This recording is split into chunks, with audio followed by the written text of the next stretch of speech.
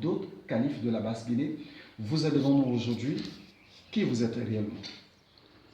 Vous savez, monsieur, merci bien. Je suis très heureux de votre connaissance. Je suis très heureux d'être avec vous aujourd'hui. Merci encore davantage. Je suis Elhadji Doumbouya. Mon nom réel, je suis l'esclave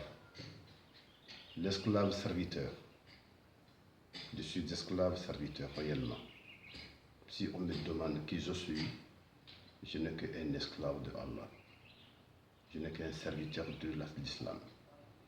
Donc, l'érudit que je suis, comme vous avez entendu tantôt, on dit l'érudit de la Basse-Guinée, voyant et ainsi de suite. Et là, je suis un érudit, comme vous l'avez entendu. Je suis un voyant aussi, comme vous avez entendu aussi. Et parce que ce que j'ai dit, à travers mes révélations, ça se réalise. Donc aujourd'hui, les gens sont témoins. Ce que le monsieur l'a dit à travers ses révélations, et que tantôt c'est la vérité. Et donc à travers ça, je suis érudit, voyant, interprète. Interprète de quoi? De rêve. Rêve de quoi? Je ne parle pas de rêve cauchemar. L'être humain a plusieurs rêves. Le penser de l'être humain, ce que tu penses, ça peut être votre rêve. Votre vision, tantôt, peut être votre rêve. Le rêve que vous avez reçu de Tout-Puissant Allah à travers le sommeil, ça aussi c'est un rêve. Donc la majorité me demande à l'âge, aujourd'hui j'ai eu peur, voilà, j'ai vu tant à mes rêves. Alors, plus souvent, si le grand défenseur me donne la signification, que je dis à la personne, voilà ce que vous avez vu en rêve, en plein sommeil, et vraiment la traduction, c'est ça et ça. Faites ça ou faites attention, car le bon Dieu ne surprend jamais l'être humain. Il faut que les gens soient vraiment très sûrs de ça, que l'être humain, Dieu ne nous surprend jamais. Ça revient à rêve, ça revient dans la façon de faire de la nature, car la nature aussi a sa signification. Les gestes de la nature ont une signification. Tout ce que l'être humain peut constater dans la vie, tu peux ne pas connaître la sens réel, mais rien n'est zéro devant le bon Dieu. Donc quand tu poses la question aujourd'hui, l'érudit de la Basse-Guinée est qui? Et puis voilà, j'ai commencé à dire que je suis l'esclave. Et là, c'est quoi le rêve? Le rêve, c'est ça que je dis, le rêve a une signification différente. La vision, tantôt les gens parlent en langue française sur mon rêve, parce que notre vision, ce que tu veux devenir ou ce que tu veux avoir dans la vie. Tu veux dire que mon rêve, je vais être un avocat, mon rêve, je vais être un président, mon rêve, je vais être un juge, et ainsi de suite. Ça, on parle de ça, un rêve. Mais le rêve sens réel est quoi? Un musulman ou un croyant, parce que quand on parle d'un croyant, ce n'est pas seulement un musulman. Donc, pendant qu'un croyant est en plein sommeil, c'est ce que tu vois, ce que votre âme vous donne, la geste que l'âme proclame, la geste que l'âme voit réellement, comme si tu as vu un acte dans tes deux yeux, ce que l'âme réclame, il fait rentrer ça dans le corps, tu te lèves en plein sommeil, et pendant que tu étais là couché, vous allez vous retrouver dans une grande boîte. Tu es en train de danser. Et quand tu te lèves, tu dis, mon Dieu, pourtant je suis en sommeil. J'ai vu aujourd'hui que je suis en train de danser. Ou je suis en sommeil, un sage, vous allez vous retrouver, vous promenez, vous faites la gymnastique, vous êtes en clotte pendant que vous êtes sage. Ça, on ne dira pas ça d'autres formes. Et le forme là, c'est une forme de rêve. Comme Dieu a envoyé ses envoyés, comme il a envoyé Yusuf, qui a interprété le rêve, le moment difficile. Donc ça, c'est un sens de rêve. Et à travers le rêve, et que moi je dis que j'apprends le chant que le bon Dieu, le grand savant ne surprend pas ses êtres humains. Le message reviendra en plein sommeil. Et là, comment vous êtes devenu traducteur de rêve? Vous êtes né avec ou vous l'avez appris sur le temps? Le rêve aujourd'hui, mes frères et sœurs, ça s'apprend. C'est un écrit. Mais moi, je n'ai pas appris le rêve. Comme Youssef, n'ai pas appris le rêve. Donc le rêve, c'est le pouvoir divin que le bon Dieu, le grand défenseur, donnera à celui qui le veut. Donc le rêve, je n'ai pas appris. Dès que tu me parles de rêve, la sens, deux personnes peuvent me dire le rêve la même chose. Une femme et un homme, un sage ou un jeune peuvent me dire le rêve dans le même sens, ça ne sera jamais interprété dans le même sens. Donc dès que tu me parles de rêve, aussitôt quelques secondes, j'ai la révélation, tout de suite. Et cette révélation, c'est le pouvoir divin que le bon Dieu donnera à celui qui le veut. Donc c'est pourquoi tantôt il y a des imams même qui me parlent et disent à l'âge, Mokhtar Doumbouya, il est Yusuf Doumbouya parce que son histoire se ressemble à Yusuf. Pendant que j'étais jeune, j'ai fait des arts martiaux. Quand tu vois, n'est-ce pas, l'histoire de Yusuf, on dit qu'on l'apprenait en épée.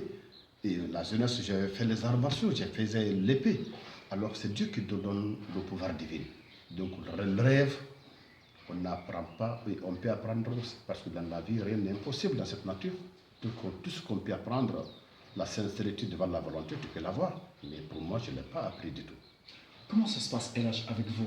Quelqu'un qui rêve d'un événement en plein sommeil, comme vous définissez tout à l'heure le rêve, vous contactez, vous expliquez à des milliers de kilomètres. Je sais que ça fait des années que vous êtes dans cet acte. Comment ça se passe réellement avec l'être humain quand il rêve?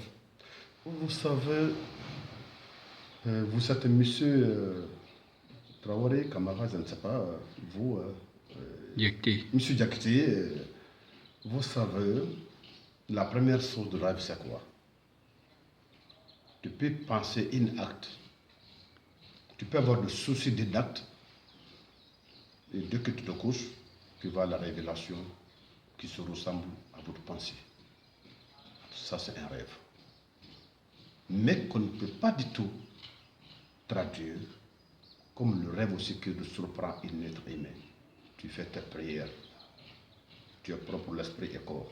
Vous allez vous coucher, vous allez voir la révélation divine. Et tous ces différents rêves, on ne peut pas du tout, comme on appelle, traduire dans le même sens. Je vous en prie, un enfant de 7 ans, son rêve peut traduire. Un enfant de 3 ans, 4 ans, 5 ans, son rêve, on ne traduit pas, mais on fait le brise de l'autre dans le rêve. Est-ce que vous voyez-vous? Par exemple, tu peux voir la fin de vie d'un grand chef. Toi, tu le vois en rêve. Un chef, un grand chef qui est tout le temps protégé, qui est tout le temps gardé, qui est tout le temps bien habillé. Et quand le chef là se retrouve, il est avec le public, il est en culotte, il doit enlever un sacrifice, sinon bientôt la fin de sa vie. Il se retrouve en petit culotte, il se trouve en jeune. Ou tu vois un sage de 70 ans, de 80 ans, et tu le vois devant toi, il est habillé en jeune, il est devenu jeune. Et bientôt, la fin de sa vie, s'il n'enlève pas un sacrifice.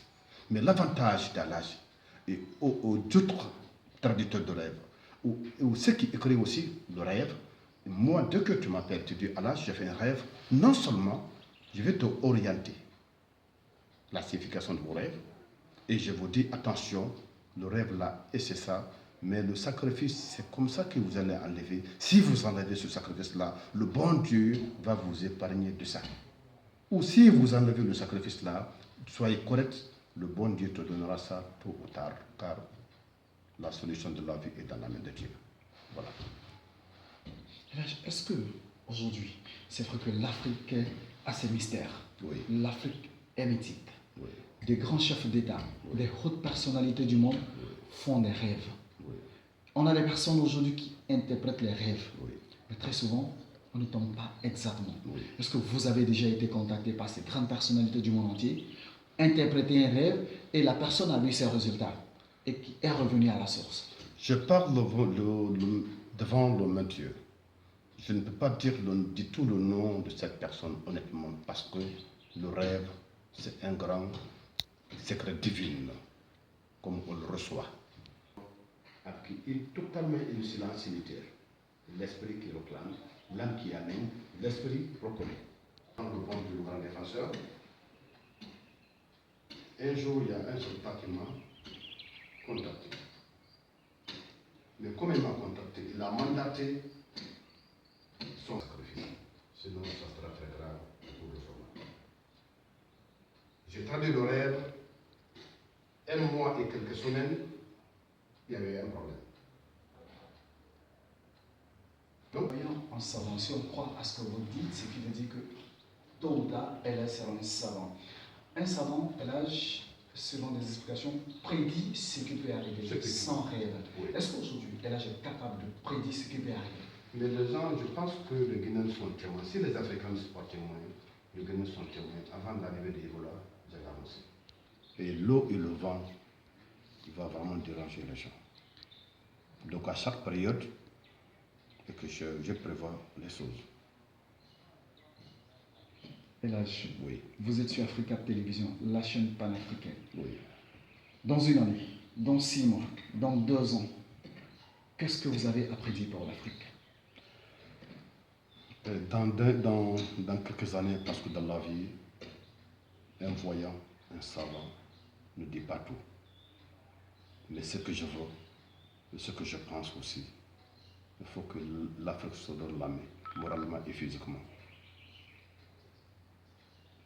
Ça, mon conseil africain, c'est comme ça. Il faut que l'Afrique se donne la main dans la main. Et je peux que vous dire, dans les années à venir, comme vous l'avez dit, vous donnez la main, c'est mieux. Ou dans 2 à 3 ans, il y aura beaucoup de comment on appelle, le mot m'échappe là, de perturbations dans beaucoup de pays d'Afrique.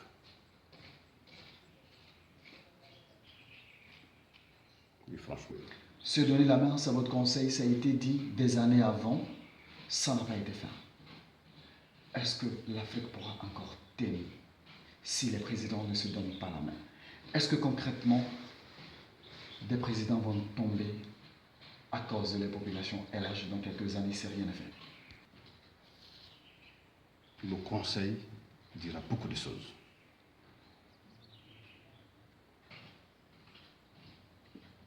Et l'année là, il y a un arabe qui m'a posé une question en Arabie Saoudite. Il me demande, il dit LH, et à chaque année vous voulez venir? Je dis oui, à chaque année je vais venir. Je dis mais pas toutes les années. Il dit vous comptez fréquenter nos différents pays d'Arabes jusqu'à quelle année? Je dis à partir de 5 ans je ne me déplace pas de chez moi. Mais je n'ai pas répondu le reste des questions. Je dis je peux me déplacer, aller dans un pays, mais à partir de 4 ans je ne me déplace rien, je resterai chez moi. Mais je n'ai pas développé pourquoi je l'ai dit. La solution de la vie est dans la main de Dieu. Aujourd'hui, il y a une perturbation de la sécurité en Afrique, comme vous l'avez dit. Mais d'aujourd'hui que je ne parle pas de ça. Je ne donne pas de conseils par rapport à cette perturbation, mais franchement, mon rang de voyant, mon rang qu'aujourd'hui, on m'appelle, sinon j'ai reçu les Françaises ici. Il y a une femme française qui est venue apprendre le rêve avec moi, il m'a posé beaucoup de questions. À part de la révélation, il m'a posé beaucoup de choses que j'ai répondues. Et j'ai eu travail avec ceci. Mais le problème de ce que l'Afrique, c'est quoi? Moi, je dis que franchement, la religion a sa contribution. L'islam a sa contribution dans la société. Et que, quand on donne la main, le bon Dieu viendra au secours. Tout ce qui nous reste en Afrique, accepter la volonté de Dieu. La volonté de Dieu, ce n'est pas le point de vue de l'être humain. Ce n'est pas l'étude de l'être humain. Ce n'est pas une étude de faisabilité de l'être humain. La volonté de Dieu, c'est la volonté de Dieu. Dès qu'une famille conjugue le même verbe, le bon Dieu vient au secours. Il donne la calamité dans la cité. Les Africains n'ont qu'à donner la main. Les Africains n'ont qu'à s'aimer. Et là, le bon Dieu viendra au secours. Ce n'est pas pour rien que le blanc, on dit le bon Dieu, parce qu'il est bon. Ce n'est pas pour rien que le bon Dieu, on dit le grand défenseur. Le grand défenseur, le grand juge, c'est le